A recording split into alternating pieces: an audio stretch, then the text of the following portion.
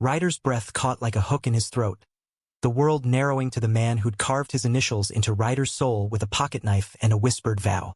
Alex stepped forward, water dripping from his leather jacket, his voice a gravelly plea that sliced deeper than any glass. "Ryder, I came back. For you." But even as those words hung in the humid air, Ryder's phone buzzed on the counter, Jordan's name flashing like a warning flare. And in that split second, Ryder knew. Some loves were ghosts, and others were wildfires, and he was about to burn alive. It had all started 6 months earlier, in the kind of serendipitous collision that New York City prided itself on delivering to the lonely and the lost. Ryder was nursing a whiskey sour at the Rusty Nail, a dive bar in Williamsburg where the craft cocktails tasted like regret, and the jukebox played too much Springsteen for a Tuesday night. He'd just wrapped a brutal shift at the graphic design firm uptown. Another deadline missed, another client yelling about vision, while Ryder doodled sketches of faces he'd never kiss again. At 28, he felt like he'd aged a decade since leaving Ohio, chasing dreams of billboards and bylines that never quite materialized. His apartment in Bushwick was a shoebox stacked with takeout containers and half-read novels by authors who made heartbreak sound poetic. Gay in the city that never sleeps? It was a thrill at first. The apps, the hookups, the fleeting nights where bodies tangled without names. But lately, it all tasted like ash. That's when Jordan slid onto the stool next to him, all easy confidence and that megawatt smile that could light up a blackout. Jordan Hayes, 30, with sun-kissed skin from weekends surfing in the Rockaways, cropped blonde hair that begged to be ruffled, and green eyes that sparkled like he knew every secret you'd ever buried. He was a freelance photographer, the kind who shot indie bands and rooftop parties for Vice, his camera bag slung over one shoulder like a badge of bohemian cool. "You look like you could use a refill," Jordan said, nodding at Ryder's nearly empty glass. "Or maybe just someone to blame the world on." Ryder laughed. A real one, rusty from disuse, and that's how it began. One drink turned into 3, stories spilling out like confessions in the dim light. Jordan talked about growing up in a sleepy suburb of Philly, coming out to his Baptist parents at 17 and the fallout that sent him hitchhiking to the city with nothing but a Nikon and a grudge. Ryder shared fragments of his own wreckage. The conservative small-town whispers after he and Alex were caught holding hands behind the high school bleachers. The way his father had looked at him like he'd stolen something sacred. Alex, God, Alex. The name alone twisted like a knife. They'd been inseparable since kindergarten, building forts in the cornfields, sharing comics under the covers, and then, at 15, that electric shift when a dare to practice kissing became something neither could unlearn. Alex, with his messy black curls and freckles like constellations, had been Ryder's first everything. Love, loss, the ache that never quite healed. But Alex had left for college in California 2 weeks after graduation, chasing film school dreams and whispering apologies over a payphone that summer. "It's not forever, just space to breathe. Space." As if love could be paused like a mixtape. Ryder had begged, cried, even driven out to the Greyhound station with a duffel of his clothes. But Alex's eyes had already turned to the horizon. That was 12 years ago.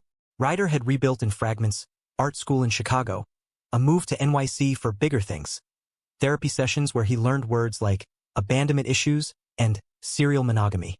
But the ghosts lingered, especially on nights like this, when the whiskey burned and the what-ifs whispered too loud. Jordan didn't pry, not that first night. Instead, he pulled out his phone, queued up Atlantic City on the jukebox, and asked Ryder to dance. In a bar full of hipsters and heartbreakers, they swayed awkwardly to the boss's gravelly lament, Jordan's hand warm on the small of Ryder's back. When the song faded, Jordan leaned in, breath minty with gin, and kissed him, soft, tentative, like testing the ice on a frozen pond. Ryder melted into it, the world blurring at the edges.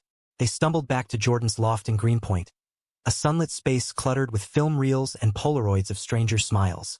Clothes hit the floor in a trail of urgency, bodies mapping each other with hands and mouths that spoke what words couldn't. Jordan was gentle where Ryder was desperate, tracing scars, literal and not, with fingertips that promised, "Hey, I've got you." In the morning, over coffee black as their moods, Jordan didn't bolt like the others. He lingered, sketching Ryder's profile on a napkin while humming off-key to the radio. "Your trouble," Jordan teased, folding the drawing into Ryder's pocket. "The good kind." And just like that, Ryder fell hard, reckless, the way you dive into the East River on a dare, hoping the current doesn't drag you under. Their first real date was a picnic in Prospect Park, Jordan unpacking prosciutto sandwiches and a bottle of cheap rose he'd smuggled in a thermos. They lay on a blanket amid the cherry blossoms, trading stories of exes who weren't quite villains, just humans who'd cracked under pressure. Jordan confessed his last boyfriend, a Wall Street type named Marcus, had cheated with an intern. Classic trope, right? The upgrade illusion. Ryder nodded, throat tight, and murmured something about old flames that flicker out. He didn't say Alex's name, not yet. Felt too raw, like exhuming a body. But Jordan had a way of drawing you out, his questions like sunlight coaxing blooms from concrete. By their third week, over late-night ramen in a hole in the wall on Avenue B, Ryder spilled it all. The Ohio summer's sticky with heat and secrets, the treehouse where Alex first said, "I love you," with a stutter and a blush. The winter Alex ghosted after his parents found the love letters tucked in a sock drawer. Jordan listened without interrupting, his hand steady over Ryder's on the sticky table. "That kind of love," he said softly. "It doesn't die. It just waits, like a song on repeat in your head." Then he pulled Ryder close, kissing the salt from his lashes. "But I'm here now, and I'm not going anywhere." Lies taste sweetest when you want to believe them. For months, it was bliss wrapped in Brooklyn brownstones and stolen weekends in the Catskills. Jordan's loft became their nest, walls papered with his photos. Ryder laughing mid-bite of a hot dog at Coney Island. Ryder asleep on the fire escape with city lights painting his skin gold. They fought, sure, the petty kind, over Jordan's flirty texts from models or Ryder's late nights buried in freelance gigs. But makeup sex was a ritual, fierce and forgiving, bodies slick with sweat and the kind of "I'm sorry" that needed no words. Ryder started to heal, or so he told himself. He framed one of Jordan's prints on his desk at work, a candid of them kissing under the Brooklyn Bridge at midnight. His boss, a no-nonsense queer woman named Lena, caught him staring and smirked. "Love looks good on you, kid. Don't fuck it up." He wouldn't, he vowed. Not this time. Alex was a memory, boxed away like high school yearbooks in his childhood closet back home. Jordan was real, his laugh echoing in empty galleries, his fingers laced with Ryder's during pride parades, the way he'd murmur, "You're my anchor," after nightmares yanked Ryder awake. Yet dreams have a way of bleeding into daylight. One humid July evening, as thunder rumbled over the skyline, Ryder's phone lit up with an unknown number. The text was simple: "In town for a screening. Coffee? Hey." His heart jackhammered against his ribs. Alex, back in New York, peddling some indie flick about lost boys and second chances. Ryder's thumb hovered over delete, but curiosity or masochism won. He typed back, "Sure. Tomorrow, 2 p.m., the Bean in Soho." He didn't tell Jordan. Not at first. Guilt gnawed like a hangover as he kissed Jordan goodbye that morning, mumbling about a client lunch. Jordan, bleary-eyed from an all-nighter editing shoots, just pulled him back for one more press of lips. "Hurry home. I've got that new recipe for shrimp tacos. Your weakness." Ryder forced a grin, but his stomach churned as he hailed a cab downtown. The Bean was a cozy nook, all exposed brick and the rich aroma of Ethiopian roast. Alex was already there, nursing a flat white, looking every bit the California transplant. Lean frame in a faded band tee, curls tamed into a man bun, a silver ring glinting on his thumb that Ryder didn't remember. When their eyes met, time folded. 15 years vanished in a heartbeat. Alex stood, awkward and tall, pulling Ryder into a hug that smelled of eucalyptus and old hurts. "God, Ree, you look incredible." They talked for hours, words tumbling like they'd never stopped. Alex's life, film festivals and Sundance, a string of boyfriends who almost fit, a novel half-written about a kid from the Midwest who runs away to chase stars. "I think about you, you know," Alex said, tracing the rim of his cup. "That summer, I was scared shitless. My folks breathing down my neck, the whole town watching. But leaving you, biggest regret of my life." Ryder's chest tightened, a familiar ache blooming. He wanted to hate Alex, to hurl accusations like grenades, but all that came out was a whisper, "Why now?" Alex reached across the table, fingers brushing Ryder's wrist. "Because life's too short for what-ifs, and I miss my best friend." Best friend. The words landed like a slap, but Ryder swallowed the sting, nodding as they swapped numbers and promises to catch up more. He left the cafe dazed, the city a blur of honking taxis and pedestrian chaos. Back in Bushwick, Jordan was waiting with tacos and a beer, oblivious to the war raging in Ryder's head. That night, as they made love on the worn leather couch, Ryder closed his eyes and saw Alex's freckles instead of Jordan's dimples. Guilt twisted sharper than desire, but he held on tighter, as if touch could erase the past. The text started innocently, Alex sharing links to queer cinema retrospectives, Ryder firing back memes about Ohio winters. Coffee turned to drinks at hidden speakeasies, where laughter flowed freer than the gin. Alex was magnetic, unchanged in ways that both comforted and cut, still quoting Vonnegut at odd moments, still sketching on napkins with a chewed pencil. "Remember our comic book?" he'd say, eyes crinkling. Superheroes saving each other from the ordinary. Ryder did remember, vividly. Panels of caped boys battling small-town monsters, their secret powers born from stolen glances. Jordan noticed the shift, of course. He was perceptive like that, reading Ryder's silences the way he framed shots, capturing the unspoken. "Old friend in from out of town?" he'd ask casually over breakfast, flipping pancakes with a spatula. Ryder would nod, evasive, mumbling about networking. The lies piled up like unread emails, each one eroding the foundation they'd built. Jordan's touches lingered longer, his kisses more insistent, as if sensing the fracture lines. One night, after a gallery opening where Jordan's photos hung like windows into their intimacy, he pulled Ryder into a shadowed corner, voice low and urgent. "Talk to me, babe. You're drifting." Ryder wanted to confess, to lay it all bare, the pull of history, the terror of losing what they had. But fear clamped his jaw shut. "Just work stress," he lied, hating the taste. Jordan searched his face, then sighed, cupping Ryder's cheek. "Okay, but I'm your safe harbor. Remember? Dock here anytime." They went home and fucked like it was salvation, Jordan's body a map Ryder traced with desperate hands. In the afterglow, Jordan whispered against his neck, "I love you, Ree, more than the shots I miss." Ryder echoed it back, but the words felt borrowed, echoes of a love that wasn't quite his anymore. As August bled into September, the triangle tightened like a noose. Alex's film screening was at an art house theater in Chelsea, a black tie affair buzzing with critics and cinephiles. Jordan insisted on tagging along. "Support your buddy, right?" His tone light but eyes sharp. Ryder agreed, stomach knotted, dressing in a slim-fit blazer that Jordan had picked out. The theater smelled of buttered popcorn and ambition, seats filled with whispers about raw vulnerability and queer gaze. Alex spotted them from the stage during Q&A, his smile faltering for a beat when he clocked Jordan's arm around Ryder's waist. "Thanks for coming, guys," he said later at the after-party. A rooftop bar overlooking the Hudson, fairy lights twinkling like false stars. "Means the world." The night unraveled in slow motion. Martinis flowed, compliments greased conversations, and soon Alex and Jordan were deep in shop talk. Lenses versus scripts, the poetry of light. Ryder watched from the sidelines, nursing a scotch, a voyeur to his own life. Alex's laugh rang out, genuine and bright, as Jordan clapped him on the shoulder. Something twisted in Ryder's gut. Jealousy? Relief?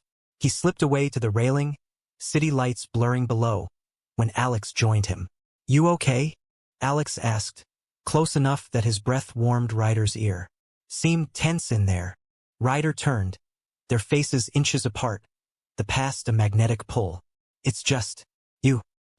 Him." The admission hung heavy, and Alex's hand found Ryder's, squeezing once. "I never stopped loving you, Ree. Not really." Before Ryder could respond, Jordan appeared, glass in hand, his smile a mask. "Everything good here?" The air crackled, unspoken accusations flickering like the skyline. What happened next would haunt Ryder for months, a perfect storm of vulnerability and vice. After the party, the three of them piled into a cab back to Greenpoint, buzzed and boneless, the city a neon smear. Jordan suggested one more drink at the Loft, and Ryder, numb with indecision, agreed. The space felt smaller with Alex in it, his presence filling corners like smoke. They talked until the witching hour, stories looping back to Ohio summers and Philly beaches, laughter masking the undercurrent of longing.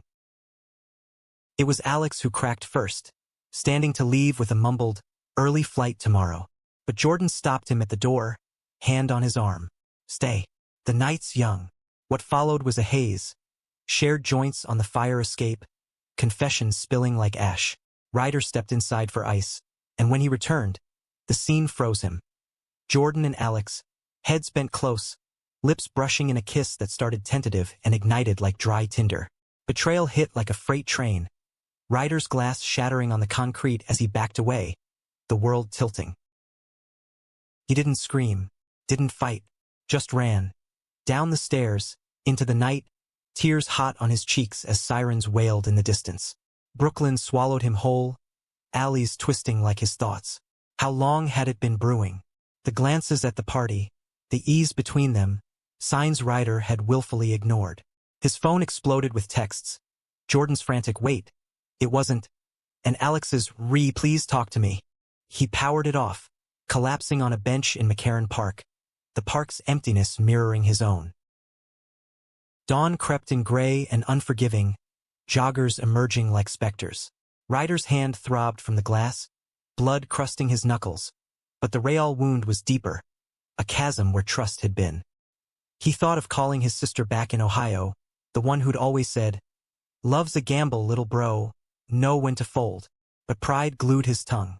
Instead, he wandered to the Rusty Nail, the bar where it all began, ordering whiskey with hands that shook. Hours blurred into a stupor, patrons coming and going like waves. When the back door banged open, rain lashing in, Ryder looked up through bleary eyes. Alex, drenched, desperate. The boy from the cornfields, now a man with regret etched in every line. "Ryder," he gasped, dropping to his knees on the gritty floor. "I fucked up. Jordan. He kissed me, but I pulled away. Swear to God. It was nothing. Lies or half-truths." Ryder's laugh was bitter, shards of it catching in his throat. "Then why'd you come here?" Ryder slurred, vision swimming. Alex crawled closer, rain pooling around them. "Because I can't lose you again. Not like this." And then Jordan was there too. Pushing through the door, face ashen, coat flapping like a flag of surrender. "Baby, listen."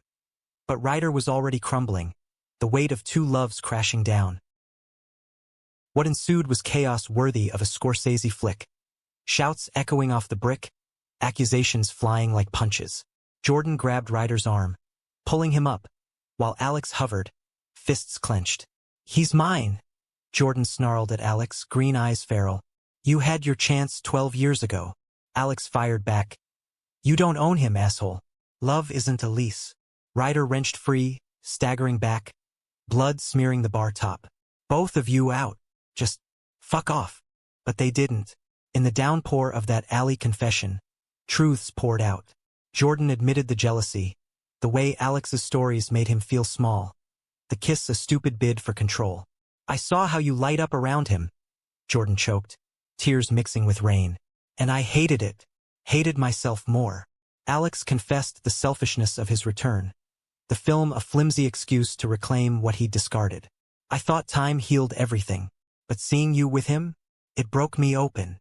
Ryder sank against the wall, the cold brick biting through his shirt. Lightning cracked overhead, illuminating their faces. Jordan's raw plea, Alex's haunted gaze. "I loved you both," Ryder whispered, voice fracturing. "In different ways. But you turned it into this. This poison." Jordan knelt then, wrapping arms around Ryder's waist, holding him as sobs racked his frame. Alex watched, inches away, the distance a chasm. And in that moment, as Jordan's embrace tightened, Ryder caught it. Jordan's eyes flicking to Alex, not with hate, but with a flicker of something darker, hungrier. The betrayal doubled, a knife twisting anew. "Too late to cry now, isn't it?" Jordan murmured, his words a velvet noose, meant for comfort but landing like condemnation. Ryder pulled back, searching those green eyes, seeing the truth. Jordan hadn't just kissed Alex. He'd wanted to, needed to bridge the gap Ryder's heart had left open. The realization hit like thunder, Ryder shoving Jordan away, stumbling into the rain-swept street. He ran until his lungs burned, blocks blurring into a marathon of grief. Cabs honked, pedestrians scattered, but Ryder didn't stop until he reached the Brooklyn Bridge, the East River churning black below. There, under the Gothic arches, he collapsed against the railing, the city an indifferent witness. Alex found him first, materializing from the shadows like a specter. "Ryder, please." No more words, just arms pulling him close, Alex's body a familiar harbor against the storm. Jordan arrived minutes later, breathless. The trio locked in a tableau of ruin. Ryder sandwiched between past and present, rain washing away the lies. The confrontation peaked there, on that wind-whipped span, voices rising over the traffic's roar. "Choose," Jordan demanded, face twisted in anguish. "Me or him?" Alex echoed it softer. "Or neither. Just be free." Ryder laughed through tears, the sound manic. "Choose?" As if love's a fucking multiple-choice test. He thought of Ohio fireflies, Philly beaches, New York nights. All the fragments of himself scattered like confetti. Betrayal wasn't just the kiss. It was the illusion they'd all clung to, that love could be possessed, packaged, preserved. In the end, Ryder chose himself. He walked away, alone, leaving Jordan and Alex to their stunned silence, the bridge lights haloing their figures like fallen angels. The city swallowed him once more, but this time, it felt less like drowning and more like rebirth. Weeks turned to months, the wound scabbing over with the grit of survival. Ryder quit the firm, channeling his designs into a solo venture. Queer graphic novels about boys who break and rebuild, inspired by but not bound to his own scars. He moved to a brighter apartment in Bed-Stuy, walls lined with his own art, no borrowed photos to haunt him. Therapy became non-negotiable, sessions unpacking the abandonment like threads from a frayed tapestry. Jordan tried to win him back. Flowers on the stoop, voicemails thick with remorse. "I was scared of losing you, so I pushed you away. Let me make it right." Ryder listened once, over the phone, voice steady. "You can't. But thank you for showing me I deserve more." He blocked the number after, not out of hate, but healing. Alex lingered longer, emails poetic with apologies, invites to screenings that Ryder politely declined. One night, a package arrived. Their old comic book, panels faded but intact, with a note. "We saved each other once. Maybe we can again as friends." Ryder framed it, not as a relic, but a reminder. Love evolves, or it suffocates. By spring, Ryder met Theo at a poetry slam in the village. A quiet bookseller with kind brown eyes and a laugh like summer rain. No fireworks, no ghosts, just steady steps, hands held without clutching. They walked the high line at sunset, Theo's arm loose around his waist, and for the first time in years, Ryder breathed easy. Love, he learned, wasn't a wildfire or a ghost. It was a garden, wild, weedy, but yours to tend. And in the quiet of his new life, Ryder whispered to the mirror, "Whole again. Not too late. Not for me." The city hummed on, indifferent and alive, and Ryder stepped into it, finally home in his own skin.